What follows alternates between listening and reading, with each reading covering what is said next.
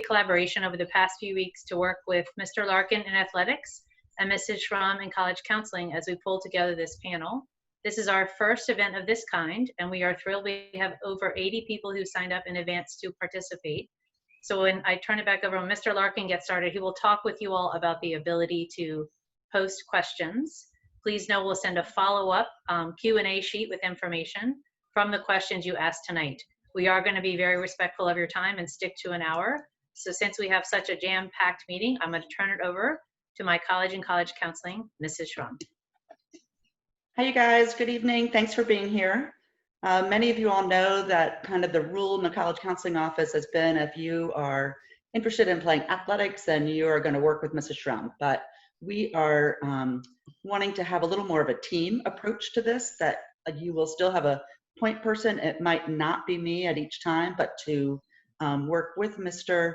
Larkin and Ms. Nelson and have all that information as a team approach, because I think between the three of us, we have a little more information together about where your best fit school might be that will bring in together the academics and the athletics and make you just really excited about a college athlete in that process.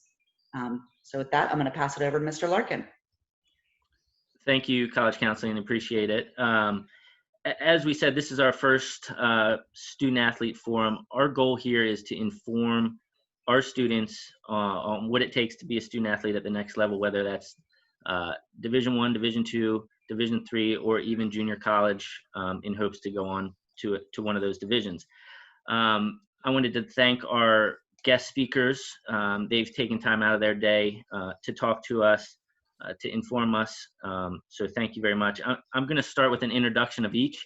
I will just introduce them by name and where they're coaching, because I will allow them to talk about their coaching journey and their high school athletic journey as well. So first we have Julica Blankenship. She's the head lacrosse coach of the women's lacrosse team at Winthrop University, Division I in Rock Hill, South Carolina.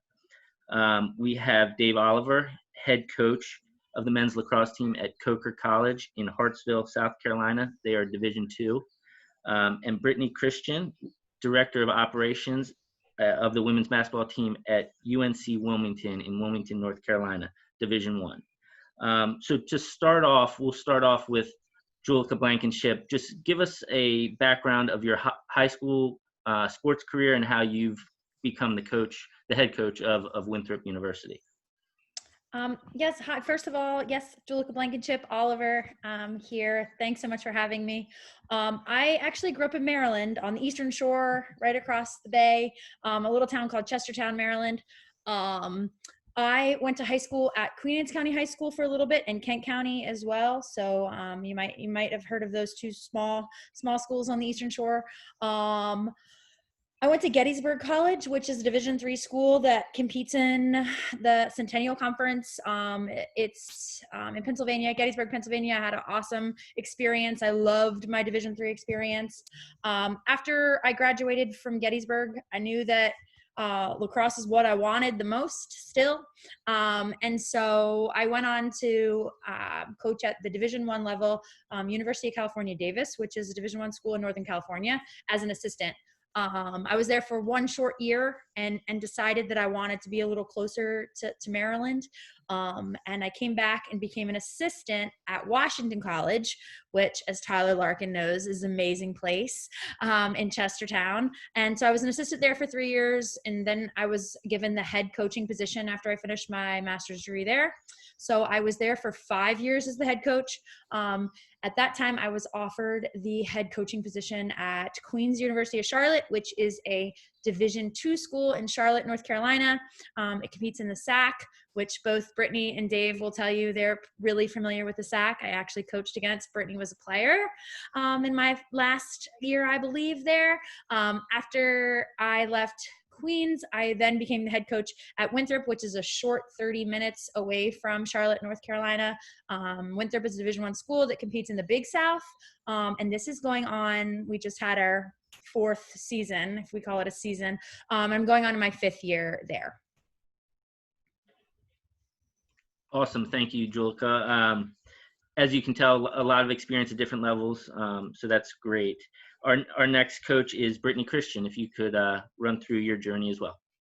Yeah, thank you, Tyler, for allowing me to be here. My name is Britton Christian, like he had mentioned. So right before high school, I was in Connecticut and I made the move to Raleigh, North Carolina. It pretty much changed my life. I ended up at a pretty good high school when it came to basketball, but that was just my mom putting her finger on a map. So it just worked out that way. But so I had a great high school experience. I played multiple sports. Never played lacrosse before. But when I went off to college, I started out with a basketball scholarship at Francis Marion, which is a Division II school in South Carolina in the Peach Belt. I spent 2 years there. I ended up transferring out. When I transferred out, I transferred to Lenoir-Rhyne University, which is in Hickory, North Carolina. Both great universities. Lenoir-Rhyne was just a little better fit for me. So I was playing basketball at Lenoir-Rhyne, which is also in the SAC.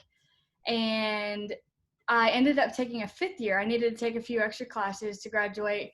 And within the 5th year, I had an awesome opportunity to be able to play lacrosse. I took advantage of that opportunity in my 5th year, and I also coached a high school basketball team. So I was able to do a little bit of both. When I graduated, I ended up taking my first assistant job at Davis & Elkins in West Virginia. I had a short stint there, and then I went over to Coker, which is now Coker University, big time in the SAC, and that's where I actually met Dave Oliver, who is the head men's lacrosse coach. I had a great experience at Coker. You know, you learn so much. Again, Division II school, you have to work with different things, but great school. I spent 3 years there. And then I took a video coordinator position to expand and to move up to the Division I level at East Carolina. And I was there for a short stint as well. And then after my stint at East Carolina, I'm now at the University of North Carolina, Wilmington, where I am the director of operations. All very different experiences, but all great in the same aspect. Thank you, Brittany. Appreciate it. Next up is Dave Oliver of Coker. Dave, the floor is yours.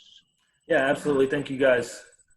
So I'm actually one of the rare cases as far as when it comes to high school. I was a high school multiple sport athlete, and lacrosse was actually the last sport. I think that's something important that I want a lot of student athletes to hear. I didn't start playing lacrosse till my senior year, and actually February into my senior year of high school, and ended up playing college lacrosse. I thought I was going to be a basketball or football player, and it just kind of worked out better that the better university for me was going to be a place that offered me a scholarship for lacrosse. And so I kind of went with it with my new passion for the sport. Always had this passion for athletics, but lacrosse kind of stole my heart. So I just wanted to get that out there really quick, because I know a lot of times student athletes think they have to be playing the sport their whole life, or they have to be committed by the time they're a sophomore, and that's not necessarily the case. When I went to college to play college lacrosse, I had only been playing for about 5 months. And so, you know, there's always an opportunity out there if you just kind of seek it. But that university was Wingate University. It's right outside of Charlotte in Wingate, North Carolina. It's Division II. Also competes in the South Atlantic Conference, so there's a common theme here. Great conference, obviously. I had a great experience.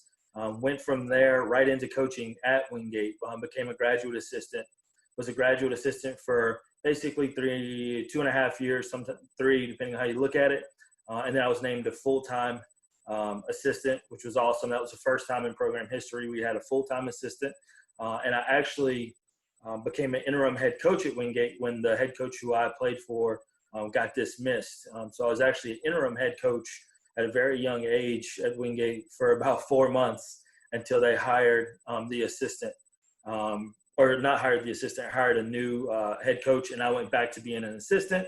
And I was actually only an assistant under that head coach for about 3 months before I took a head coaching job in the middle of the season at Coker in 2013, where I'm at now. I just finished my 8th season. I'm going into season 9, which is insane to think. Feels like I just got there. But it's, you know, being a graduate assistant, being an interim head, being a full-time assistant, and then being a head coach of a program that was only about 20 months old, so pretty much brand new, have just kind of opened my eyes to so many experiences. Brittany nailed it. As a Division II head coach, you have your fingers on so many aspects of school. We're academic advisors, we're facility management, we're equipment manager, we're sometimes guidance counselor. You have so many different caps that you wear as Division II head coach. Not that Division I, Division III don't.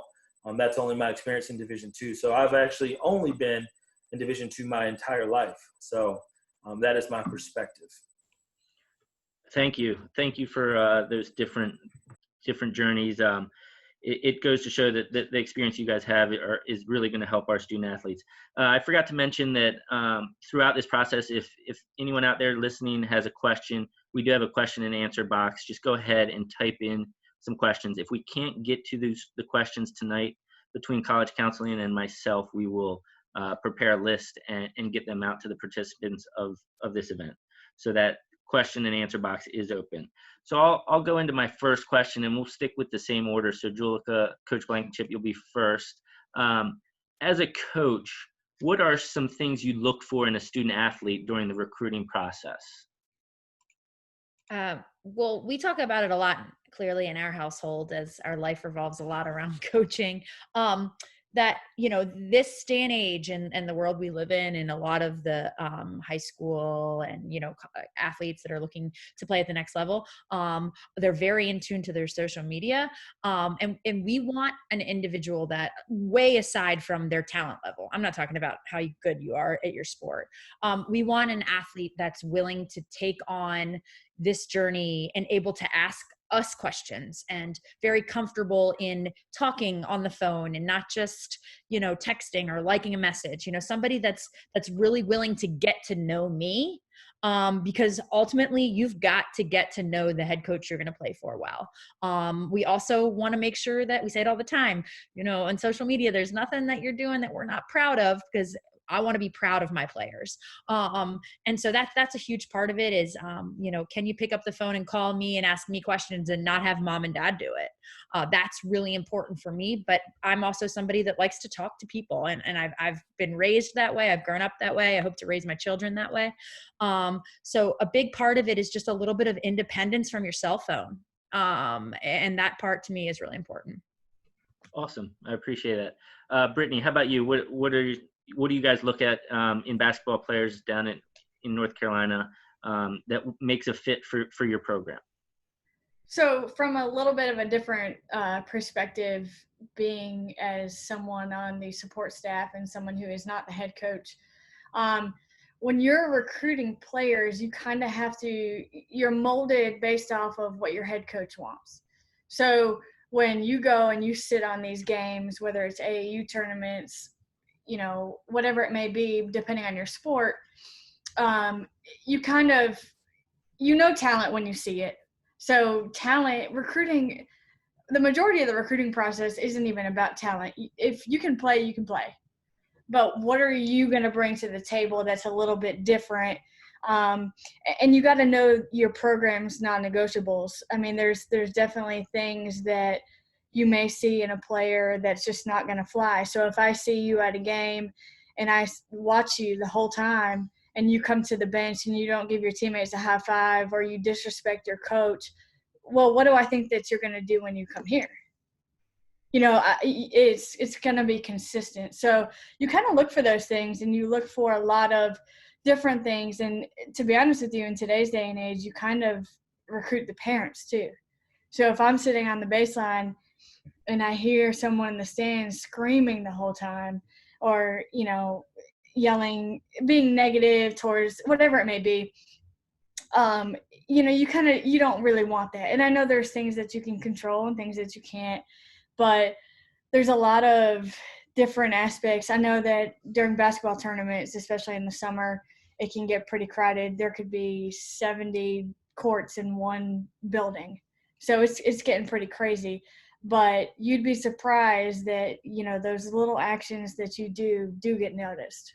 You might be around tens of thousands of people, but, if you're coming after the game, you're talking ridiculous with people, or you go to the concession stand and you notice those things, and you don't want those things. Those are non-negotiables in programs. You want to be able to respect your teammates, respect your parents, respect your players. So I think those little things are important. Awesome. Thank you.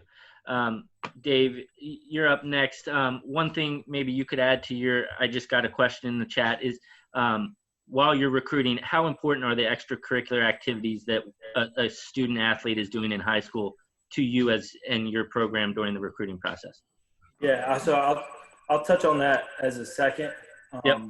Thank you. But first of all, I think this is kind of a page out of Michelle Obama's book, actually, is that we want someone, and I think this is every coach in the country, that's going to shake your hand, look you in the eye, and not look past you. And another little thing that we look for, and this is not only lacrosse, but pertains to baseball or basketball or women's lacrosse or any other sport. It's just a small detail. Is like, are you carrying your equipment from the field to and from, or are your parents doing it for you? To me, that's like a little thing that speaks volumes to kind of maybe your household or just maybe some things that I might not want to have to deal with because I'm not carrying your equipment to the bus when it's time to get on the road and go.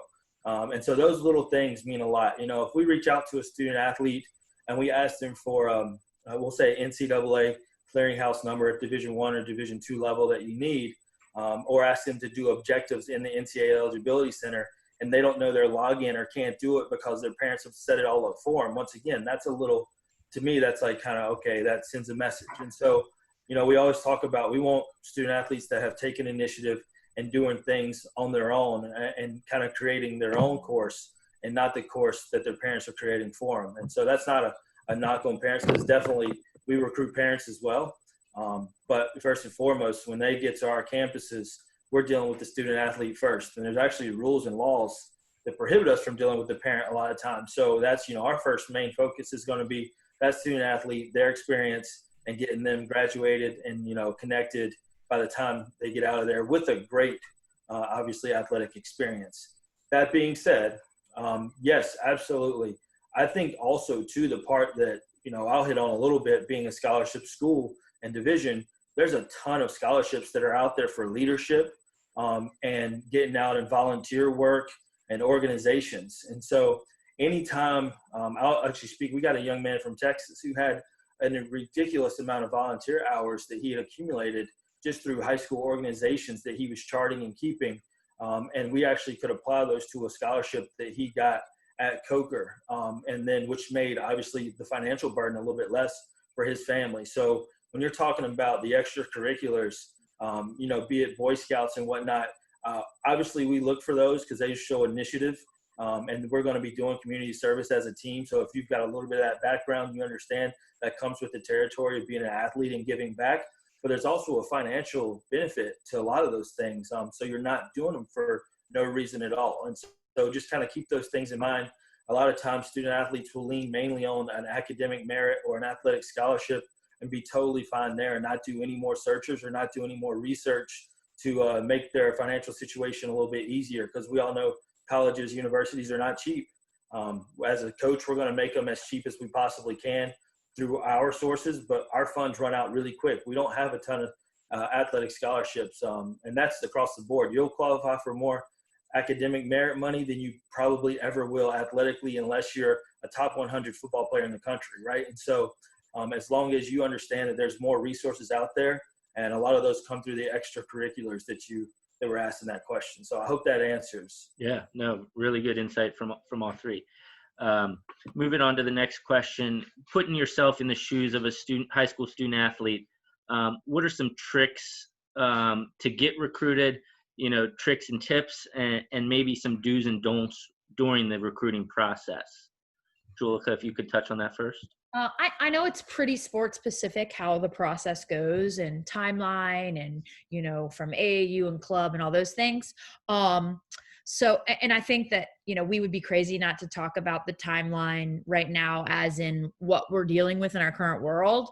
I think right now it's a little bit more trying because you aren't able to go to a million tournaments all summer and those sort of things.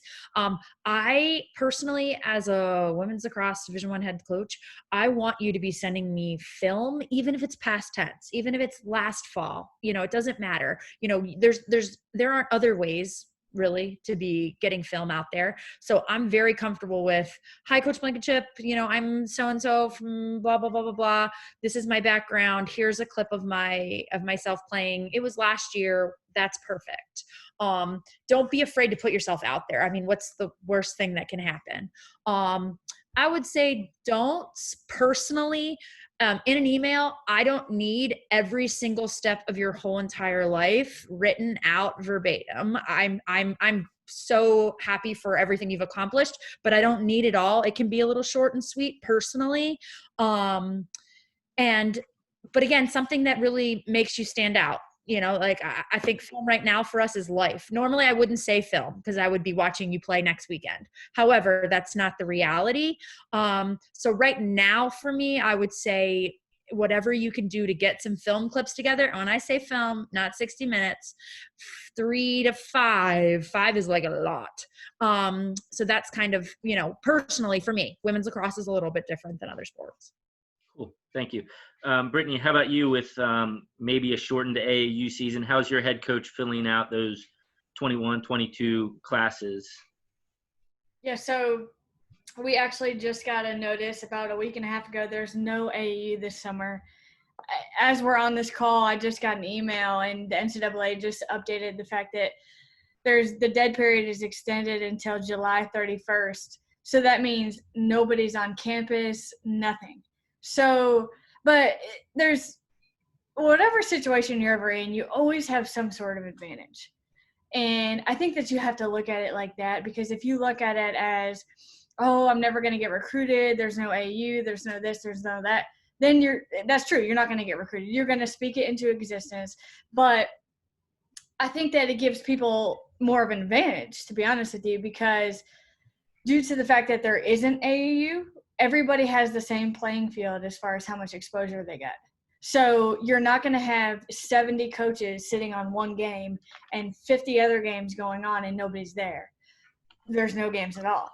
So what are you going to do to maximize your time, to maximize, how aggressive are you going to be? I was actually just talking to Coach O about this. How are you going to be aggressive in trying to send coaches film, trying to get them on the phone? We live on Zoom. This is probably my 10th Zoom call of the day.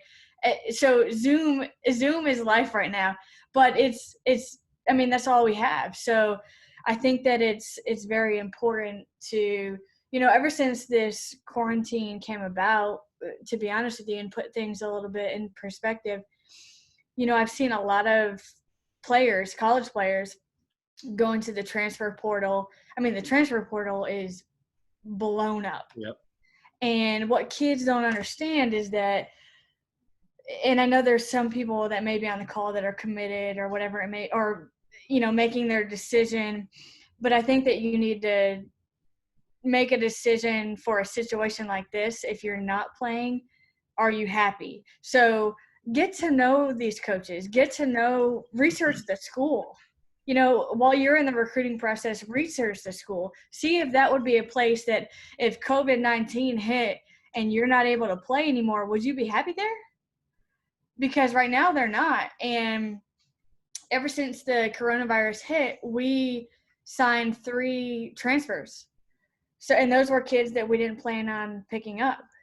So, the opportunity is always there. Those are spots that we weren't expecting to fill. And even as freshmen, if you're in high school and you're looking to be recruited, I would say things, on the other end of the spectrum, things not to do is, now that you have time on your hands, if you're sending emails, if you're making calls, attention to detail is huge. Steph Curry chose Nike over Adidas because they called him the wrong name. Because Adidas put their thing on the platform and they called him the wrong name. So if you send me an email and you call me Coach Jefferson when clearly my name is Coach Christian, you get them all the time. So I would just say attention to detail and really put in the effort to get to know these coaches, the schools. But at the end of the day, you're on the same playing field as everybody right now. So you got to take advantage of this time. Awesome. Coach O, I'm going to kind of change your question a little bit. Talk about parents versus kids reaching out to coaches, and what type of interaction should parents have in a kid's recruiting process? So the email I get that says my son is an email that quickly gets moved on. We get many emails a day from interest, even our little university playing lacrosse in South Carolina, nowhere. We get a lot of interest. And so the email that starts off, my son is interested, is the one that we quickly just kind of move on. Once again, it goes back to those things I was talking about with carrying equipment, signing someone up for their eligibility center, whatever it may be. What was the second part of your question, Tyler? You got me all fired up about that. How much should a parent be involved in that process? Gotcha. All right. So I actually just watched a little snippet on Emmitt Smith and his son signing with Stanford. I don't know if parents are familiar with this. Emmitt Smith is one of the greatest running backs ever, and he played for the Cowboys, and his college career took him to Florida. Florida was one of the schools. Obviously, they thought they were a shoe-in to get Emmitt Smith's son, being the Hall of Famer that he is. His son chose Stanford. First question the media asked was to Emmitt Smith, Sr., how do you feel about this? And his response is remarkable. He says, it's my son's journey, not mine. I'll wear the Florida hat, but I'll go and support him and his coaching staff at Stanford every single chance I get. There's no burden, and we're not kicking him out of the house or anything like that because he's going to Stanford. He's got ambitions that are different from mine, and we're going to let him take that road. That is kind of the approach that I think every parent should have. Be it your legacy is at the Citadel or at Clemson or at Army or at Navy. If it's just not your sons or daughters, if that's not what they're interested in, I think you just kind of got to let them. We say in our office all the time, spread your wings and let them fly a little bit. I went to school 45 minutes maybe from my home, but I pretended like I was 5 hours so I could get the actual experience of being off at college. I went home when I needed money or laundry, right? So, but other than that, I didn't go home at all. So parents are involved. Have you ever heard about the chicken or the pig comments? Are you the chicken or are you the pig? The chicken is involved. The pig is committed. And so parents need to be the chicken and be involved, but the student athlete needs to be the pig and be committed. And so that's kind of the approach that we like to take or like to see. It doesn't always work out that way. And a lot of times, I'll be honest with you, we still, I actually lost a second team all-conference attackman to Catawba, which is a rival of ours, Catawba College in Salisbury, because the dad was a little bit too involved, and he was actually a Maryland kid. So, and he went on to have a great career at Catawba and did great things, but that just wasn't something that I was willing to invest in because I saw the way the dad was during the recruiting visit. And I just knew that was probably going to grow, and I was probably going to get a call from that dad when his son might not have started a game for whatever reason. So it happens. Believe me, it definitely happens. Yeah, very cool. Question from the chat. Dave, we'll stick with you. For a rising junior, when contacting coaches, how much is being persistent and how much is being annoying, or is there a fine line there? I was just told this. Annoying people get things done, right? And so there is a fine line between being annoying and being persistent. But I think that, Julica said it, the only thing you can do is get told no. And so if you're constantly emailing me or checking in or giving me your travel schedule whenever that happens again or whatever it may be, I'm either going to say, all right, I got to let this kid know, and boom, answer it. Julica's a lot better at answering those emails than I am, I'll be honest. Or that kid starts to grow on me. And next thing you know, I'm like, man, well, maybe there's a good fit here. So then we reach out and we say, hey, we're liking what we're seeing. We're going to be at this tournament. Maybe we can connect. So I definitely think there's something to be said about kind of being persistent. Persistent and annoying is definitely a fine line. But like I said, I heard it the other day, annoying people get things done, and that stuck with me. So be annoying. You're being heard. And also too, Tyler, while I got you here, to go off of what Brittany talked about with these dead periods that just came out, I will say this. So Division I has a set of rules that I know, some people don't know. Division II has their own set of rules. Division III has their own set of rules. So Brittany talked about an advantage. There's a lot of student athletes out there that, obviously it's boom or bust, right? Meaning I want to go D1 or I'm going to go to a big school and just be a part of the population. But if you really want to be a student athlete, if you love your sport, whatever that may be, don't give up on those ambitions to go play your sport that might not be at University of Maryland or might not be at maybe even a UMBC or wherever you're looking. So with that said, so Division I is dead. Division II is actually in what we call a quiet period starting June 1. So Division II schools can have visits as long as the campus and institution have put together a protocol to have those student athletes on campus in small groups, or even like for us, it's one-to-ones. And so that's where you talk about an advantage. Division I can't have any visits right now. Division II can have visits. We actually already have 3 scheduled the first week of June, 2 of which are Division I transfers because they, one, didn't have a good scenario where they were and they're leaving their institution. The other had his school actually shut down and is no longer has lacrosse, like we're seeing across the board just with finances everywhere. So I can guarantee one thing, those student athletes aren't visiting Division I schools to continue their career because they can't. So I wanted to obviously take advantage of that and get them on our campus while we can. So, don't slam the door on Division II thinking, or Division III thinking that, you're maybe a little bit better than it or whatever. I think there's a lot of experiences on this panel that can show you not only does Division II, Division III play at a high level, but there's also kind of that balance between student athlete and student and athlete that you get at the Division II, Division III level. So just keep that in mind. Yeah. Brittany hit on that about the rules, and it reminded me of our advantage we have now over D1. Yep. You actually, it was a good segue because my next question, just a quick informative description of the different levels. Julika, you've coached at all 3, 1, 2, and 3. Just give our students kind of a quick snapshot of what it takes to maybe compete at each one of those levels, and we'll go. Yeah. I mean, I think the most important part too, out of all of this, because I get this question a ton as somebody that's been at all 3 not that long ago. It's so much more important, the place, than the division number. Like that is so much more important. You're going to find a high D2 that would beat a lot of D1s. The highest D3s are going to beat D1s. I could go on forever. There's so much more that matters than saying I'm playing a D1 sport. It doesn't. And you also have to think about what matters to you. Do you want to play for a national championship? Or do you want to play for an under 500 team? Like, do you want to play at a school where you can go abroad? D3, maybe D2 in a small capacity. All those things you have to think about. Do you want to play 2 sports? I mean, that happens at the very high D3s. Gettysburg's a national championship team every year, and they have 10 two-sport athletes every year. So I think the differences for me and what I see, it's the off-season commitment.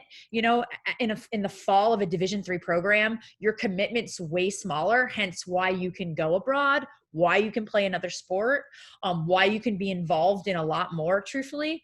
But that doesn't necessarily mean that you aren't committed. I mean, I've seen some of the best players I've ever been around at the D3 level. D2, I think it's totally your middle ground, and I think it gets forgotten. I think it gets lost behind, truthfully, and I think it's a wonderful, wonderful place to be. It's not quite as funded fully, and that doesn't mean that a Division II program can have full scholarships and a D1 might not. I mean full funded as the athletics in general, as a D1 program might be, but that doesn't necessarily mean you wouldn't be eligible for a lot of scholarship money as a D2 athlete. You still can get involved in a lot of things, and your off season's a little tiny bit smaller. It's still a lot of commitment. And, you know, it's pending your sport. It's the number of teams that are sponsored in with D2. And then the D1 level, you got to be ready for your life to be revolving around your sport. I don't care what anybody says. You're a student, yes, and then an athlete, 100%. I live by it. I think that it's really, really awesome to be so good in school. I preach it every day of my life. I was raised that way. However, your sport it's your life. It takes up a lot of your time. There's a reason that they say 20 hours of your week is with your sport.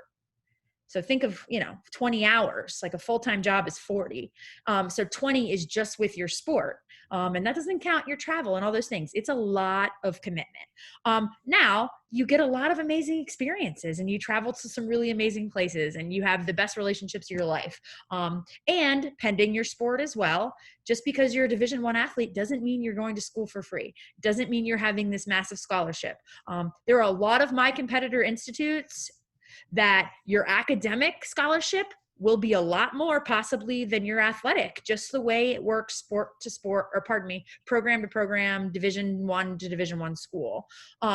So, if you give me 24 hours in the day, I could keep talking about the 3 different divisions and what is wonderful from one to the next, because I truly believe that the place is so much more important than the division. But there are a lot of differences in each of them and how that looks for you and what you want in your experience. I say it all the time. Do you want to walk into a program? Do you want to play every second from your freshman year to your senior year? Do you want to never come off the field? Or do you want to work your butt off for a starting spot in a D1 school? By your junior year, you're starting and you're a part of a conference championship. It's just all pending on the coach, the program, the time, and the division, what you want. Awesome. Brittany, could you touch on being a Division I basketball program? Can you touch on the amount of travel it takes for a sport like basketball that plays 30 games, and what it looks like for your students to maintain in the classroom while that all is happening? Yeah. So first I wanted to point out, what Julika said, I couldn't agree with anymore. I think that, having coached at the Division I level and the Division II level, every Division I school isn't a good fit for everyone. And you have to love the place. You want to love your coaches. You want to love the people. If it's not a good fit, don't try to force it, because you want to, I was one of those kids coming out of high school. I was 2 days. In order for me to reclass and go to a prep school, I would have had to drop out. And I was ready to do it because I had people in my ear. And, basketball is a little bit of a different world because you've got basketball is a head count sport. So at the Division I level, typically you're on a full scholarship. You're either on a full scholarship or you're a walk-on. So, I had a ton of people in my ear saying, oh, well, if you have one semester and you get your grades up a little bit, you'll be D1 for sure. I was ready. Thank God I didn't. My high school coach told me, wait until the next game. I've got a Division II coach coming to watch you. I think she's ready to offer you a scholarship. I did. Needless to say, I ended up going to a Division II school. It was the best experience of my life. And I was still able to get a full scholarship. So I think that I can't stress that enough. I've been at the Division I level and seen some of the most unhappy people. And the level, and more so when I was at East Carolina is kind of on the tier of being a Power 5 school, especially for women's or basketball in general. Playing in a conference with UConn, it's a fly-in conference. So when, Julika was talking about, you have to be ready. You have to be ready once you hit December. Well, it's a year-long process, but once you hit December and you're playing conference games, you're flying to every game. You're flying to Houston, you're flying to Connecticut, you're flying everywhere across the country, which also means that typically you're flying commercial. You're sitting in the airport with delays.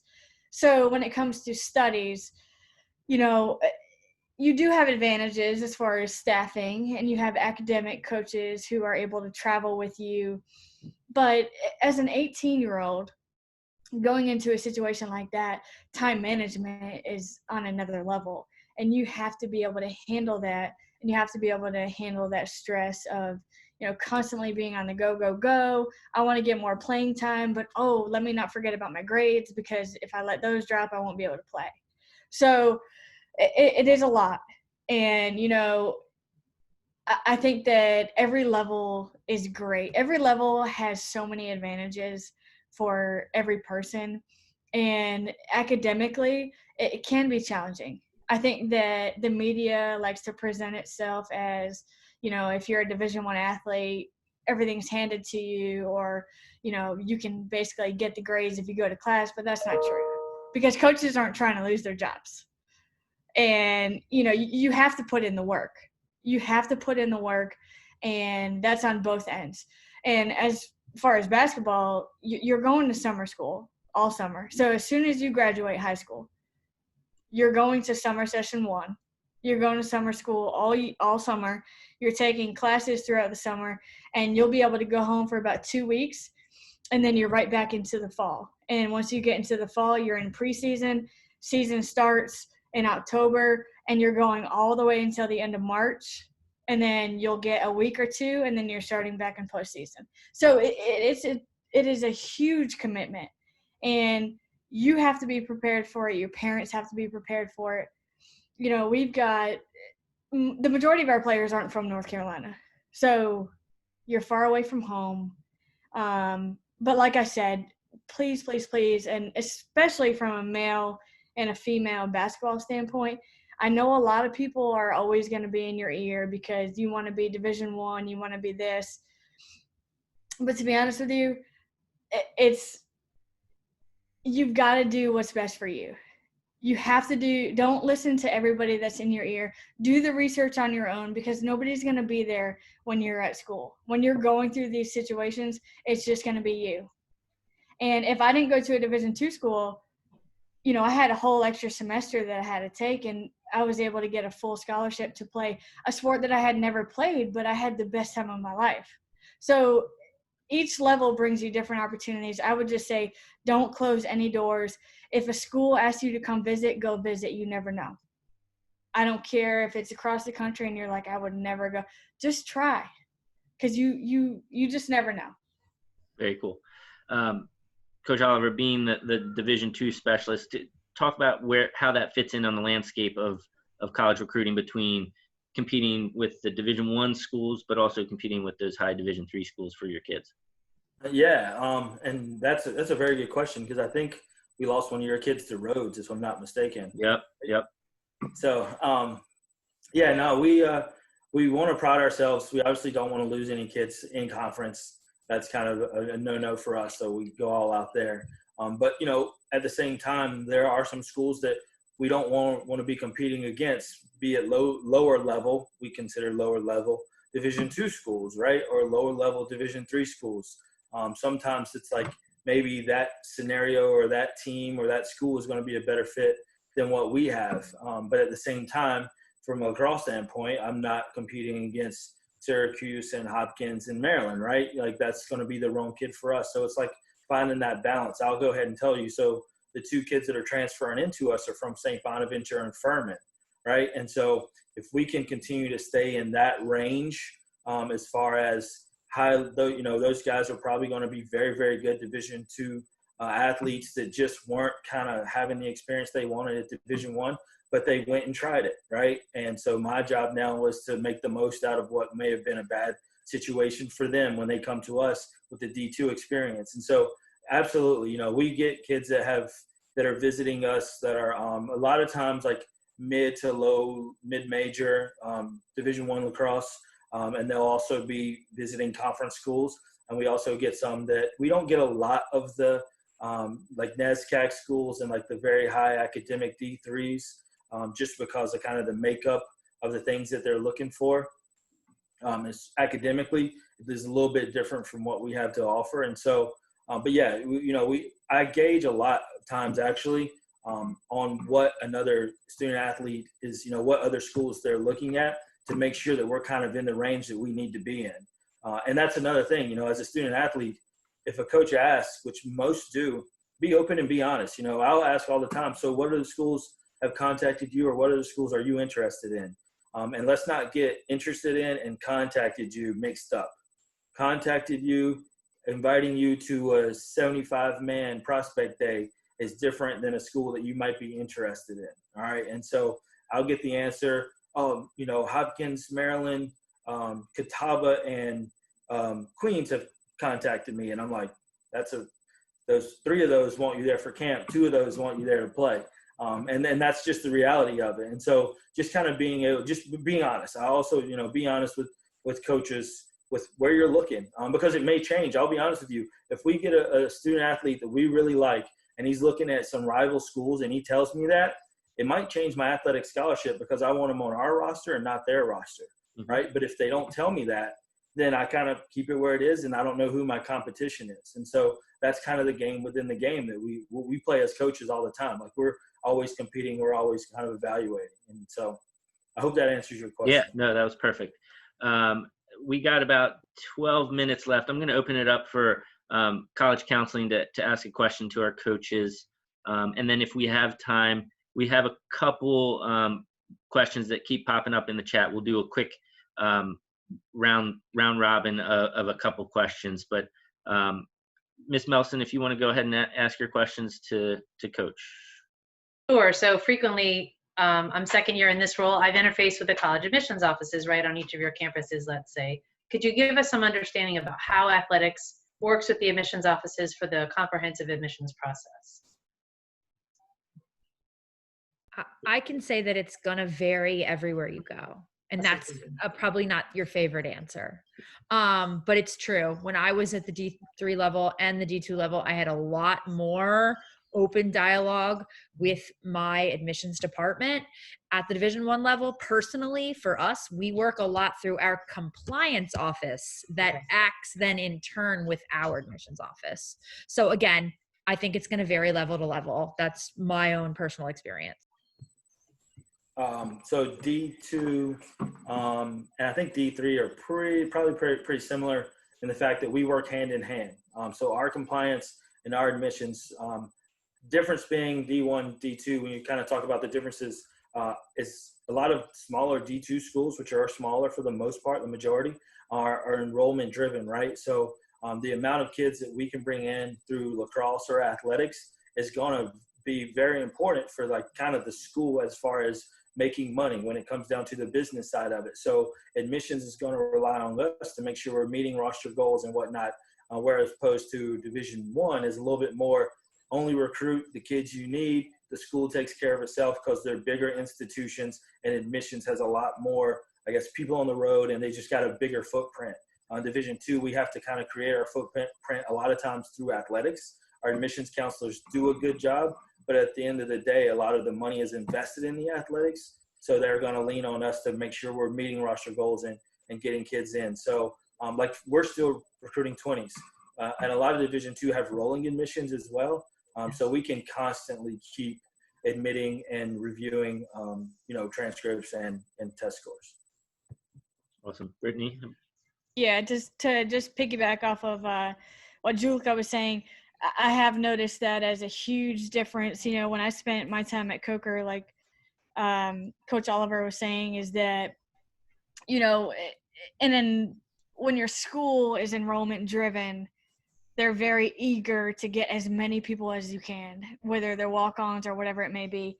But, you know, at the Division I level now, it almost seems as, and like she said, every school, every program, every university is different. I know that at UNCW, there's pretty much a liaison for everything. And our liaison directly with admissions is just going through compliance. Any kind of admission, you know, like I said, we just picked up 3 transfers. So making sure eligibility, making sure that they're good, all that is going through compliance. Awesome. Just a quick, we got less than 10 minutes here. Just a quick round robin. A couple of times it popped up in the questions about outside recruiting tools, the NCSA, Captain U, those type of programs. How often are coaches looking at those, and would you recommend parents investing in those type of programs, if you're allowed to talk about that. I'll start. So I don't want this to burst anyone's bubble. If you can afford them and you want to utilize them, awesome. If you think it gets you exposure, awesome. I'll be honest with you. I use them a lot of times to fill my roster. I'm gonna be pretty blunt here. All right. The kids, because it's kind of a snapshot, right? And a lot of times the blurb or whatever it may be, I know a lot of those are driven off of commission. So whoever like your direct report is or whoever you're working with is going to get X number of dollars for the amount of schools they contact you with and so on and so forth. And so that to me is kind of a little bit of a red flag, right? Are they really going to be a good fit here?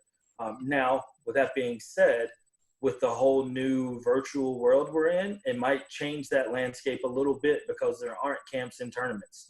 So where it used to be that is a little bit of a roster filler, that might become a little bit more of the regular recruiting because it is so film based and just kind of like virtual based. So I don't want to say that it's frowned upon. There was a time where, like I said, I'd use it to fill my rosters with good kids, maybe not the top tier scholarship that we would be handing out, maybe a little bit lower. But we just never know with those kids because we haven't done as much research with them. But like I said, we're moving into a completely different realm of recruiting now. And so that seems like it might be a little bit more beneficiary. So. I think also that they, just like everything else I've said at different levels, I remember, my earliest days at a D3 program, using them so much for recruiting and it being such a great starter, and then watching film and saying, oh, I want to see this kid next weekend. Where, same thing maybe at Queens when I was D2, I don't use them. I've said they were a waste of money until now. And if you aren't savvy with being able to get someone to do a little highlight video for you, maybe it's the journey for you. I don't think like if you have a good friend who's really good at highlight videos, then that's all you really need. But now is the first time that I've actually been really grateful for them, in full disclosure, truthfully, because before I didn't think they were great for our sport just because of how heavily involved the club is for women's lacrosse. But now I think it's probably, if you can afford it and you can't make films or have a buddy that can make films for you on your own, it might be smart. Brittany, I think I completely agree to an extent. As far as, I also think that every program is different depending on what the head coach wants. So I know personally my head coach is never looking at any of those emails ever. And I don't mean to burst anybody's bubble with that, but I do think that it is something that you all need to hear as far as, if you want to spend money on something, find somebody who's good with a computer, and you're better off paying someone to make you a good highlight tape rather than, and then promote yourself. Because I don't want to hear from Amy Parrish, an NCSA, who she emails me 20 times a day, which is great. That's awesome. But I would much rather hear from the student athlete. But also from a basketball standpoint, right now it's a little different. I would say your best, shot is sending film and then going to elite camp. Camps are the way to go. Okay, so now we don't have camps. What can you do now? So you can get somebody to make you a highlight film. If you can potentially find somebody, go to the if you have any kind of computer science department or computer, even teachers at your school, and ask questions. Say, hey, can you help me out with a highlight video? They might have never done it before in their life, but they might be good at it. So I think it's worth asking those questions. And then specifically as a director of operations, go to the school's website, find their email them, and ask for tickets to a game. As a division, at the Division I level, you have a limited amount of official visits. You have unlimited unofficial visits. If you say, hey, can I come to a game and can you give me a tour? 9 times out of 10, a coach isn't going to say no. And I think that's a good way to get your foot in the door. Yep. As soon as you can do a clinic on their campus, do it. Yeah. As soon as you can. Cool.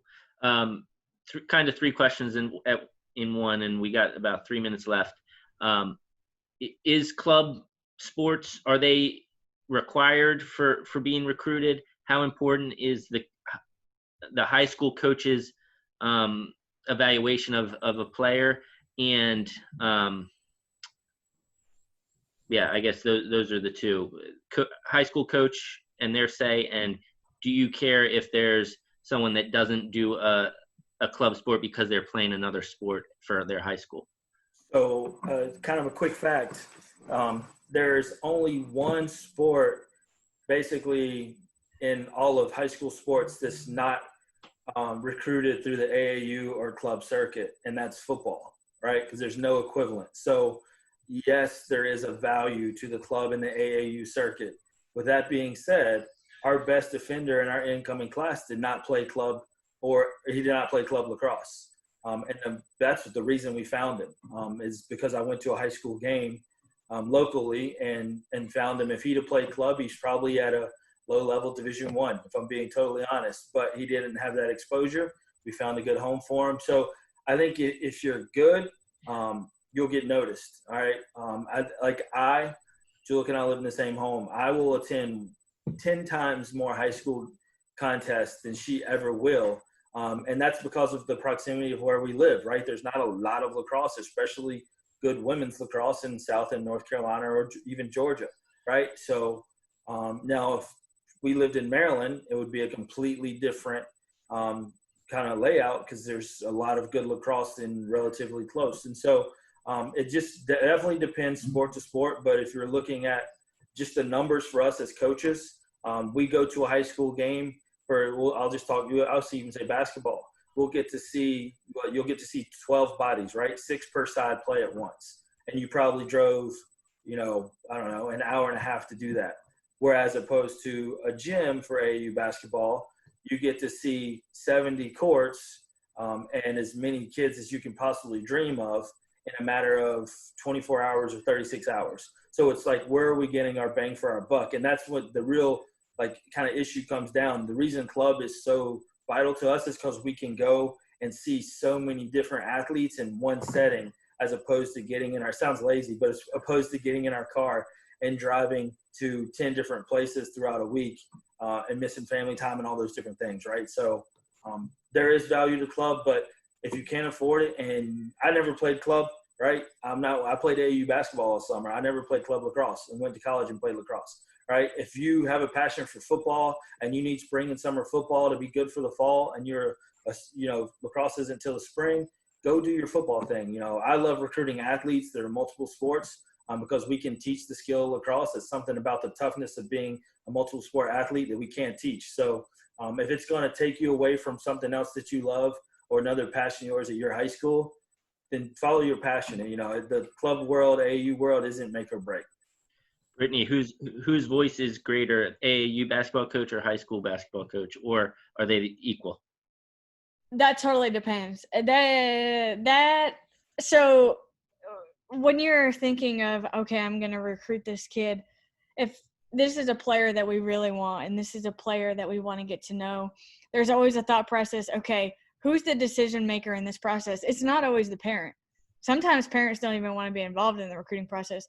So as a recruiter, to try and get a kid to commit to your school, you have to figure out who is going to be the biggest influence on that player's life. And you have to attack that person. And I shouldn't say attack, but you have to, you have to get to know that person and understand that they're going to be honest and they're going to want the kid's best interest in mind. And they're the ones that's going to be the biggest influence. But I would say that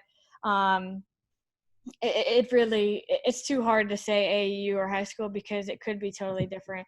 There's a lot of players that play at schools that, like Sanaya Rivers, she's right down the road. And she was playing at Laney High School, and the high school coach wasn't very well connected. And that's no knock on her. She was just very young.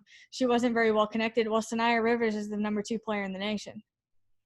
And so, but she's also playing for one of the best AAU teams in the nation. So every situation is different.